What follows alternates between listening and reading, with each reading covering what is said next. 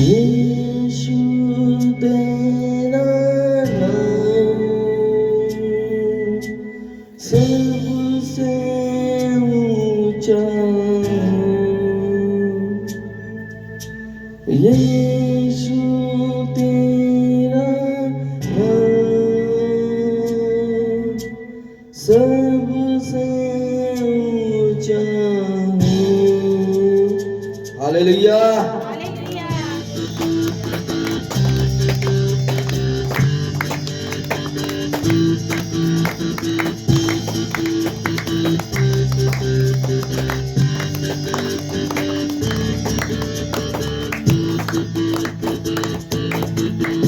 जिस नाम में है मुक्ति, जिस नाम में है शक्ति, जिस नाम में है शांति, देता वो नाम चंगाई।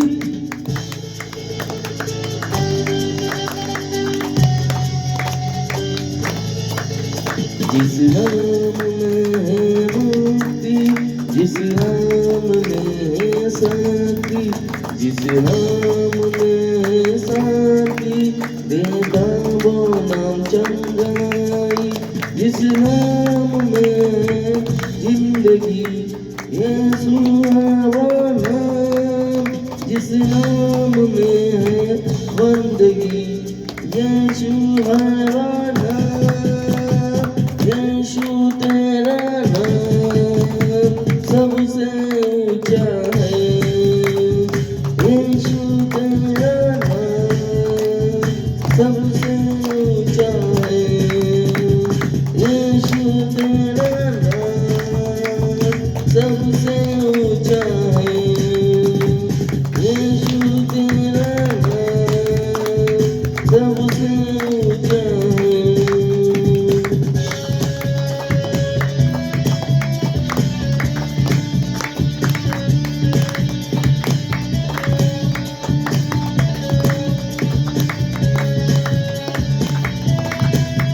जिस नाम में है मुक्ति, जिस नाम में है शक्ति, जिस नाम में है शांति, देता वो नाम चंगाई।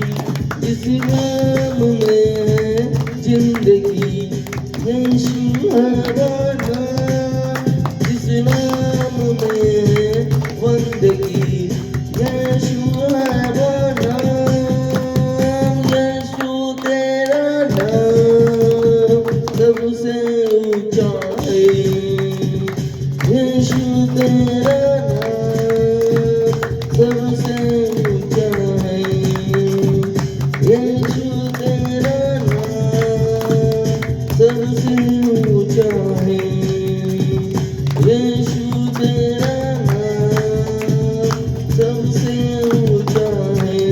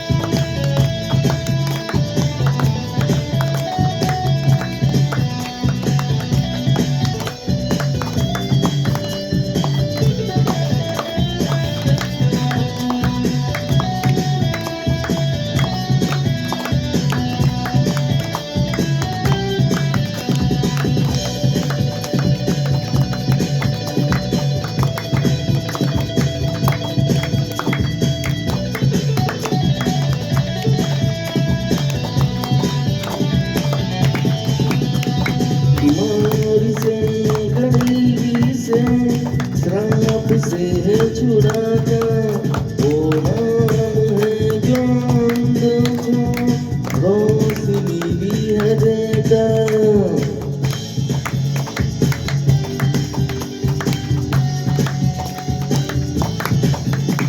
बीमारी से, गरीबी से, श्राप से है छुड़ाता वो नाम है जो अंधों को रोशनी भी है देता, इस नाम में है जिंदगी, यीशु है वो नाम, इस नाम में है बंदगी, यीशु है वो नाम, यीशु तेरा नाम सबसे ऊंचा है, यीशु तेरा नाम सबसे ऊंचा है, यीशु तेरा नाम सबसे ऊंचा है, यीशु तेरा नाम सबसे ऊंचा है, यीशु तेरा नाम सबसे ऊंचा है, यीशु तेरा नाम सबसे ऊंचा है, यीशु तेरा नाम सबसे ऊंचा है, सबसे ऊंचा है, सबसे ऊंचा है, सबसे ऊंचा है।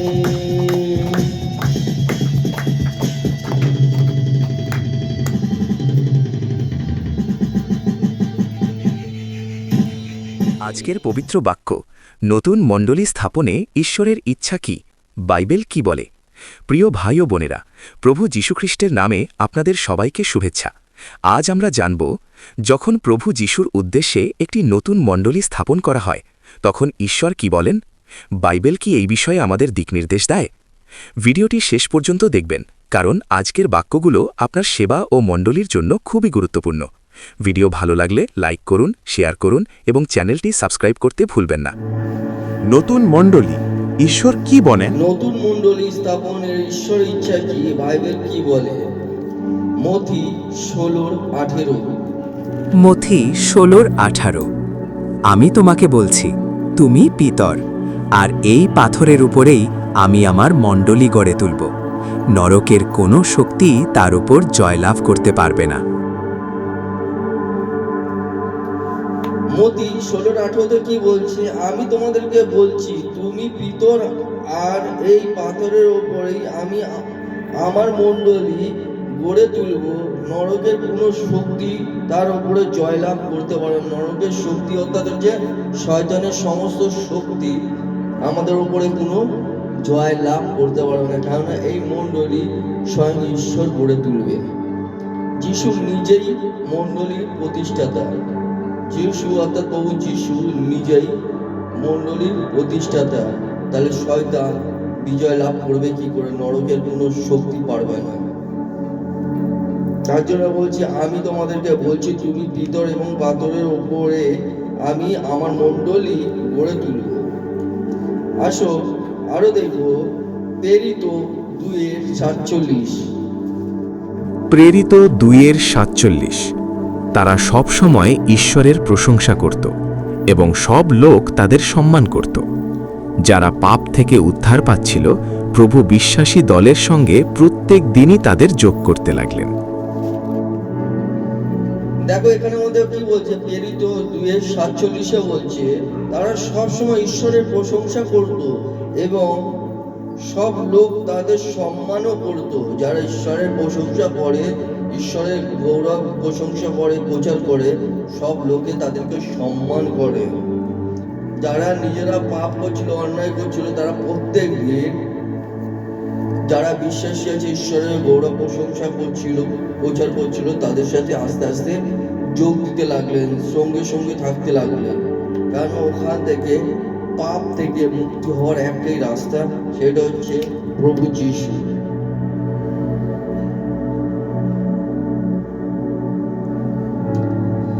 এফেসীয় 2:19। ইফিসীয় 2:19। এই জন্য তোমরা আর অচেনাও নও, বিদেশীও নও, কিন্তু ঈশ্বরের লোকদের সঙ্গে তোমরাও তার রাজ্যে ও তার পরিবারের লোক হয়েছ। এই জন্যই তোমরা অচেনাও নও, বিদেশীও নও, কিন্তু ঈশ্বরের লোকেদের সঙ্গে তোমরা তার রাজ্যের ও তার পরিবারের লোক হয়েছ। তোমরা না বিদেশী, না অন্য কোনো অচেনা লোক। তোমরা হচ্ছে ঈশ্বরের রাজ্যের লোক। এখন তোমরা ঈশ্বরের রাজ্যের লোক হয়েছো, তার জন্য তোমরা যত চেষ্টা করো মণ্ডলীকে আগে বাড়াবার, প্রচার করা এবং ঈশ্বরের কাজকে আগে তুলে রাখা, সব সময় আগে নিয়ে যাওয়া এবং পাপ থেকে মন ফেরানো, যত সব কুকর্ম আছে সেগুলোকে ত্যাগ করা। এফিসীয় 2:20। এফিসীয় 2:20। প্রেরিত আর নবীরা হলেন ভিত্তি, আর সেই ভিত্তির প্রধান পাথর খ্রিস্ট যিশু নিজে। সেই ভিত্তির উপরেই তোমাদের গাঁথা হয়েছে। দেখো এখানে বলছে যারা প্রেরিত আছে এবং যারা প্রচারক আছে তারা হচ্ছে ভিত্তি, আর এখানে মধ্যে আর সেই ভিত্তির প্রধান পাথর হচ্ছে খ্রিস্ট অর্থাৎ প্রভু যিশু। সেই ভিত্তির ওপরে তোমাদের গাঁথা হয়েছে, অর্থাৎ প্রভুর মধ্যে তোমাদেরকে গাঁথা হয়েছে, মানে প্রভুর মধ্যে নিয়ে আসা হয়েছে। এখানের মধ্যে একটা ভিত্তি হয়েছে, যেরকম প্রেরিত এবং প্রচারক উভয়কেই রেখেছে, এটা একটা ভিত্তি। আর এই ভিত্তির মেন লোক হচ্ছে প্রভু যিশু, আর সেই যিশুর মধ্যে তোমাদেরকে রাখা হয়েছে। কেননা যদি তোমরা যিশুর মধ্যে না থাকো, যিশু তোমাদের মধ্যে না থাকে, তাহলে তোমাদের কোনো মূল্য নেই। তোমরা শেষ, অর্থাৎ পাপের মধ্যে আছো। আর যখন তোমার মধ্যে প্রভু আর প্রভুর মধ্যে তুমি আছো, তখন তোমাদের কাছে পাপ বলতে কি জিনিস সেটাই জানো না। অর্থাৎ হচ্ছে মণ্ডলীর ভিত্তি হলো খ্রিস্ট। কলোসীয় 1:18। কলোসীয় 1:18। কলোসীয় 1:18। এছাড়া তিনি তার দেহের অর্থাৎ মণ্ডলীর মাথা। তিনি প্রথম, আর তিনি মৃত্যু থেকে প্রথম জীবিত হয়েছিলেন, যেন সব কিছুতে তিনি প্রধান হতে পারেন। কলোসীয় 1:18 কি বলছে? এছাড়া তিনি তার দেহে অর্থাৎ মণ্ডলীর হচ্ছে মাথা। তিনি প্রথম, আর তিনি মৃত্যু থেকে প্রথম জীবিত হয়েছিলেন, সেই যে সব কিছু তিনি প্রধান হতে পারেন। অর্থাৎ তিনি হচ্ছেন মণ্ডলীর মস্তক, আর তিনি প্রথম লোক যে মৃত্যু থেকে জয়লাভ করেছিলেন, আর সব জিনিসে যাতে প্রভু যিশু আগে থাকেন। এটাকে আরো ভালোভাবে জানার জন্য কলোসীয় 1:19 যাব। কলোসীয় 1:19। ঈশ্বর চাইছিলেন যেন তার সব পূর্ণতা খ্রিস্টের মধ্যেই থাকে। কলোসীয় 1:19 কি বলছে? ঈশ্বর চেয়েছিলেন যেন তার সব পূর্ণতা খ্রিস্টের মাধ্যমেই থাকে। যত সব পূর্ণ আছে সবকিছু খ্রিস্টে অর্থাৎ প্রভু যিশুর মধ্যে থাকে। তুমি যাই করো না কেন, সেই কারণে সবকিছুতেই প্রভু ধন্যবাদ প্রশংসা দিতে দিচ্ছে, চলো, তাহলে তোমার উন্নতি হবে। অর্থাৎ যিশুই মণ্ডলীর প্রধান। প্রেরিত 20:28। প্রেরিত 20:28। তোমরা নিজেরা সতর্ক থেকো এবং প্রভুর মণ্ডলীর পালক হিসাবে পবিত্র আত্মা যাদের ভার তোমাদের হাতে দিয়েছেন তাদের প্রতি সজাগ দৃষ্টি রেখো, কারণ এই মণ্ডলীকে প্রভু নিজেই তার রক্ত মূল্যে আপন করে নিয়েছেন। দেখো এখানে আমাদের একটা কথা বলেছে, তোমরা সজাগ থাকো আর যাদের ভার তোমার হাতে দিয়েছে তাদেরকে তীক্ষ্ণ দৃষ্টিতে রাখো। কেন দুষ্ট শয়তান সবসময় চায় প্রভুর মণ্ডলীকে ভাঙা, উচ্ছেদ করা, প্রভুর পথ থেকে সরিয়ে দেওয়া।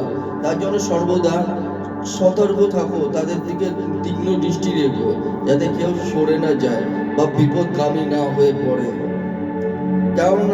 কারণ মণ্ডলীকে প্রভু যিশু তার রক্তের মূল্য দিয়ে আপন করে নিয়েছিলেন। তার রক্তের মূল্য দিয়ে আপন করে, যা মনে রাখবে, যদি কেউ মণ্ডলী ভাঙারও চেষ্টা করে তার উপরে অভিশাপ নেমে আসে, আর প্রভু যিশু স্বয়ং ঈশ্বরের কোপ নামে। এরা মণ্ডলী গড়তে সাহায্য করে, তার তো প্রচুর আশীর্বাদ। আর যে মণ্ডলী ভাঙার চেষ্টা করে, মণ্ডলী তো ভাঙতে পারবে না, কিন্তু প্রভু যিশু কোপ অর্থাৎ ঈশ্বরের কোপ তার উপরে নামে। সে না এই জগতের না ওই জগতের, কোন জগতে থাকতে পারে না।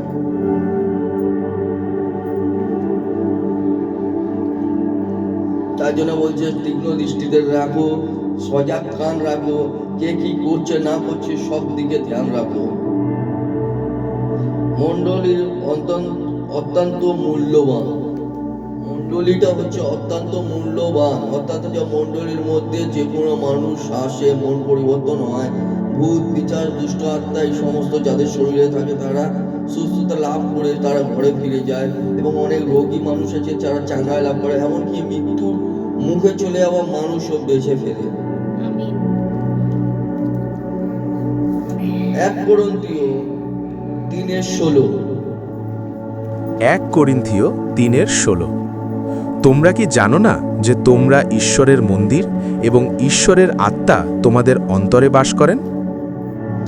1 কোরিন্থীয় 3:16 স্পষ্ট বলছে, তোমরা কি জানো না তোমাদের অন্তরেই পবিত্র আত্মার মন্দির। অর্থাৎ তোমরা কি জানো না তোমরা ঈশ্বরের মন্দির এবং ঈশ্বরের আত্মা তোমাদের অন্তরেই বাস করেন। অর্থাৎ হচ্ছে তোমার অন্তরের মধ্যেই ঈশ্বর থাকেন, অর্থাৎ তোমরাই হচ্ছে সেই মন্দির আর তোমাদের মধ্যে ঈশ্বর বাস করেন। তার জন্য কোনো মানুষকে ঠকানো, মিথ্যা কথা বলা, পাপ করা, নিন্দা করা, নোংরুমো করা এই সমস্ত যায় না। এই সমস্ত অন্তত তোমাদের শোভা পায় না, কেননা তোমরা লোককে মন পরিবর্তন করতে সাহায্য করছো, তাদেরকে মন্দ থেকে ফিরিয়ে আনাতে সাহায্য করছো। তোমরা যদি এমনি করবে তাহলে অন্য লোককে কি করে ঠিক করবে? তুমি অন্য লোককে কি বলবে? সেও তো তাই করবে। আর যে নিন্দুক সে তোমার কাছে নিন্দা করবে, এখন আবার যখন তোমার সাথে শত্রুতা হবে দেখবে তার কাছে গিয়ে তোমার নামে নিন্দা করবে। তো আমার ওরকম নিন্দা করে তো লাভ নেই, আমার ঈশ্বরের কাজটাই মূল্যবান, তো আমি ঈশ্বরের কাজটা আগে করবো। আর নিন্দা ফিন্দা আমাদের মানে না, এই সমস্ত যারা নিন্দুকের দল তারাই করবে নিন্দা। আমার ঈশ্বরের কাজ করে ইচ্ছা, আমি ঈশ্বরই করবো, যতই যা হয়ে যাক না কারণ এটা হচ্ছে মূল্যবান, অত্যন্ত মূল্যবান। তার জন্য বলছে, তোমরা কি জানো না যে ঈশ্বরের মন্দির তোমরা, ঈশ্বরের আত্মা তোমাদের অন্তরেই বাস করেন। মণ্ডলী শুধু ভবন নয়, মানুষ। মণ্ডলী শুধু যে ভবন তা নয়, মানুষ।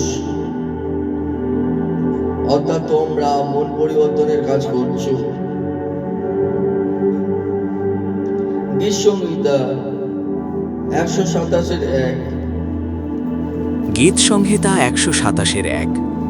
সদাপ্রভু যদি ঘর তৈরি না করেন তবে মিস্ত্রিরা মিথ্যায় পরিশ্রম করে। যদি সদাপ্রভু শহর রক্ষা না করেন তবে পাহারাদার মিথ্যায় পাহারা দেয়।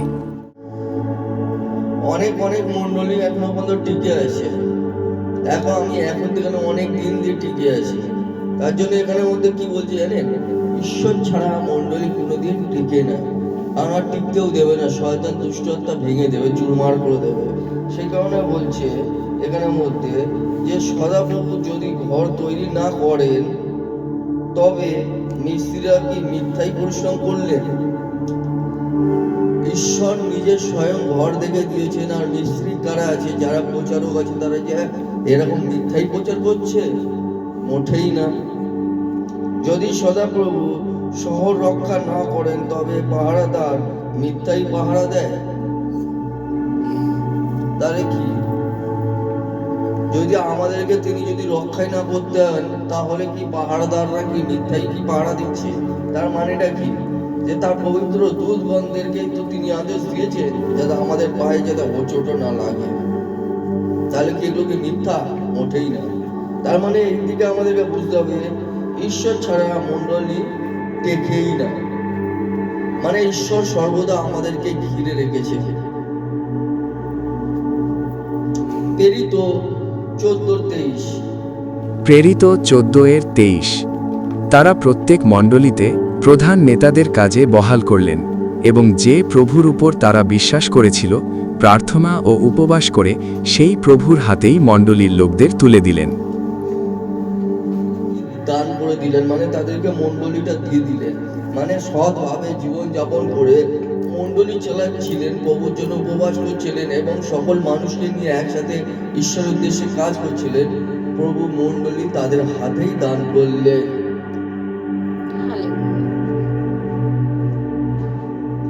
অর্থাৎ নতুন মণ্ডলী খোলা হলো, দরজা খোলা হলো। হিব্রু 10:25। ইব্রিয় 10:25। কোনো কোনো লোকের যেমন অভ্যাস আছে, তাদের মতো আমরা যেন সভায় একসঙ্গে মিলিত হওয়া বাদ না দিই, বরং খ্রিস্টের আসবার দিন যতই কাছে আসবে ততই যেন আমরা একে অন্যকে আরও উৎসাহ দিতে থাকি। কিছু কিছু মানুষের না অভ্যাস আছে মণ্ডলীতে না আসার বা ফাঁকি মারার বা কোনো রকম ব্যথা বেদনা নানা রকম মিথ্যা কথা বলে ঘরের মধ্যে ঘুমানোর। এই সমস্ত যাতে আমরা না করি, বরঞ্চ যারা ঈশ্বরের উদ্দেশ্যে কাজ করছে তাদের সাথে একনিষ্ঠ ভদ্রভাবে যাতে একসঙ্গে কাজ করতে পারি, একসাথে যাতে চলতে পারি, আমরা যাতে এই ধরনের ভুলও না করি। এটাই এখানে মধ্যে বলছে মিলিত হওয়ার বাদ না দিই, বরং খ্রিস্টের আসবার দিন পর্যন্ত আমরা যাতে এক হয়ে সাহায্য করি এক অপরকে, আমরা যাতে কাজ করতে পারি। অর্থাৎ হচ্ছে মণ্ডলী একত্রিত হওয়া ঈশ্বরের ইচ্ছা, অর্থাৎ আমরা যাতে এক হয়ে ঈশ্বরের উদ্দেশ্যে কাজ করি, এটাই হচ্ছে প্রভু যিশুর অর্থাৎ ঈশ্বরের ইচ্ছা।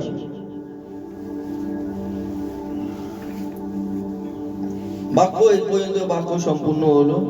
আসো ঈশ্বরের উদ্দেশ্যে গান করবো।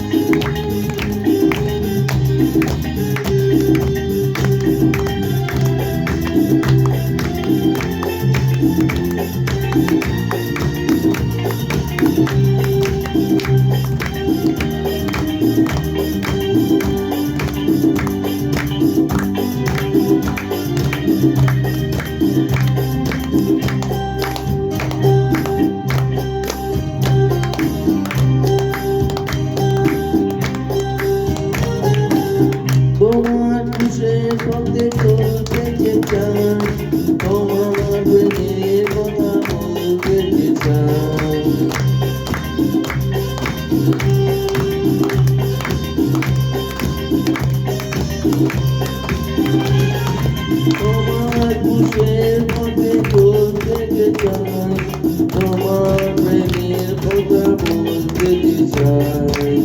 চিরশত তুমি জানি প্রভু, তুমি আশীর্বাদ করো। মগ্ন প্রাণে তুমি প্রভু, আশা করি যাব। মগ্ন প্রাণে তুমি প্রভু, আশা করি যাব।